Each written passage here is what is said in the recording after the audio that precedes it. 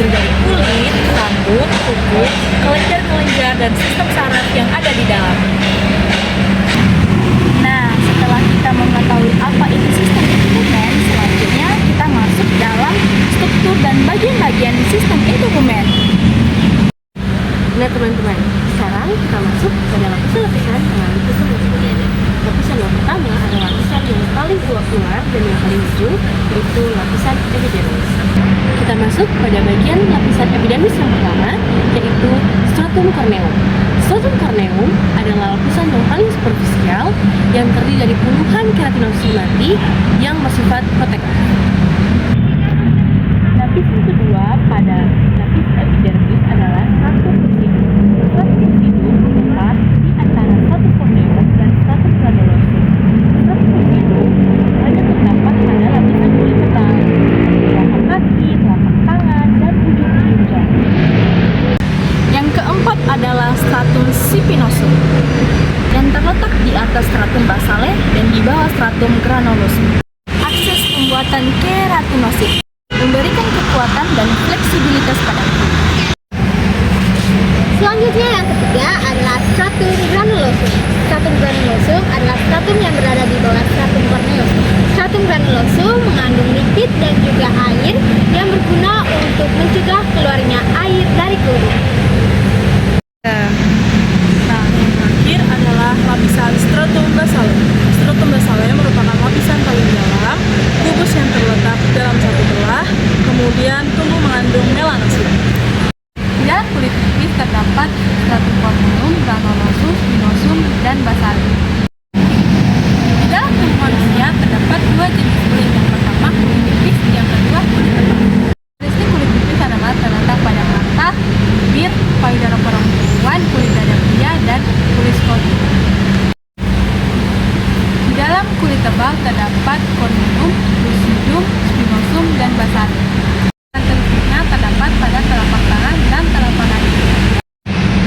Yang kedua, ada melanosit yang terdapat pada stratum basale yang berfungsi memproduksi melanin dan pigmen, memberi warna pada kulit dan rambut, dan juga berfungsi melindungi kulit kita dari paparan sinar UV. Yang ketiga adalah sel Langerhans yang terdapat dalam stratum spinosum. Selanjutnya kita akan masuk dalam macam-macam sel yang ada di epidermis. Yang pertama yaitu keratinosit. Keratinosit yaitu keratin yang berada di stratum spinosum dan juga stratum basale. Keratinosit mengandung protein dan juga keratin yang membantu dalam memperkuat rambut, kulit, kuku, dan bantu penyembuhan pada luka. Yang keempat adalah sel Merkel. Sel Merkel berada di seluruh tubuh, terutama di ujung jari, telapak tangan, dan kaki. Sel Merkel berfungsi sebagai mechanoreceptor yang mendeteksi sensasi ringan yang terhubung dengan ujung saraf dan berfungsi untuk mengirim informasi di otak. Mereka semua membantu dan mengidentifikasi patogen serta membantu melawan patogen dari sumber infeksi. Lapisan papiler memiliki ciri-ciri mengandung papilloma dermis, kemudian berfungsi untuk mendukung epidermis, menyediakan nutrisi, dan mengandung reseptor sensorik untuk rasa nyeri dan sentuhan. Yang kedua adalah lapisan retikular. Letak lapisan retikular letaknya lebih dalam dari lapisan dermis, di bawah lapisan papiler. Kandungan dalam lapisan retikular yaitu kelenjar minyak, keringat, folikel rambut, dan akar rambut. Kemudian ada struktur. Lapisan retikular terbuat dari jaringan akar padat dengan syarat kolagen dan elastin yang lebih ketat. Ciri-ciri lapisan retikular adalah memberikan kekuatan dan proses pada kulit serta mengandung pembuluh darah yang lebih besar, folikel rambut, dan kelenjar. Fungsi di lapisan retikular adalah memiliki dukungan dan menampung hampir sebagian besar aksesoris kulit.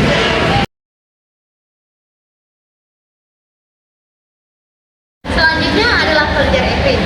Nah, kelenjar ekrin tersebar di seluruh bagian tubuh, terutama di telapak tangan, telapak kaki, dan juga dada.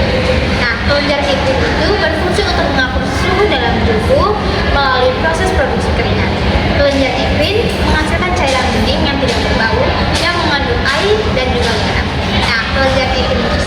dihasilkan melalui proses aktivitas fisik. Kelenjar apokrin memproduksi cairan yang kental yang mengandung lipid serta protein yang seringkali menyebabkan bau badan ketika diuraikan oleh bakteri. Aktivasi kelenjar apokrin terjadi pada saat perubahan hormon dan stres. Berikutnya, ada 3 variasi jenis rambut. Yang pertama, lagunar hair. Lagunar hair adalah merupakan jenis rambut halus yang melapisi janin di dalam kandungan. Yang kedua adalah Venus hair. Venus hair adalah rambut halus yang pendek yang tumbuh di bagian besar dalam tubuh. Dermin hair merupakan rambut halus yang tebal dan lebat yang berada di bagian kepala dan di bagian kemaluan. Selanjutnya adalah kelenjar pada kulit. Kelenjar pada kulit yang pertama adalah kelenjar sebasea atau kelenjar minyak. Kelenjar ini terletak di seluruh permukaan kulit kecuali pada telapak tangan dan telapak kaki. Kelenjar ini juga terletak di samping akar rambut dan bermuara pada seluruh permukaan rambut dan membentuk uniformis sebasea. Kelenjar sebasea atau kelenjar minyak ini juga berfungsi sebagai moisturizer atau pelembab dan juga sebagai proteksi dan berfungsi untuk menahan evaporasi. Yang berfungsi mendeteksi sentuhan, tekanan, suhu, nyeri, dan getaran. Suatu sensorik berada pada lapisan kulit terakhir, lapisan epidermis, dan paling banyak berada pada lapisan dermis. Selanjutnya adalah fungsi dari sistem yang pertama yaitu perlindungan atau protection. Nah, kulit dengan jaringan yang ada di bawahnya dari yang pertama yaitu benturan, yang kedua yaitu jaringan atau dehidrasi, yang ketiga yaitu reaksi kimia yaitu zat asam kuat dan zat asam kuat, yang keempat yaitu dari sinyal ultraviolet. Selanjutnya yaitu dari suhu yaitu suhu panas dan juga suhu dingin. Fungsi dari sistem integumen yang pertama fungsi sensasi yang memiliki rasa akan mata. Yang kedua, sistem integumen memiliki respotor sensasi yang membedakan panas, dingin, sentuhan, dan rasa geli dan rasa sakit. Fungsi kelima, mensintesis vitamin D. Mensintesis vitamin D melalui kolesterol dan yang dibatasi kulit oleh sinar matahari dengan bantuan organ hepat dan jantung.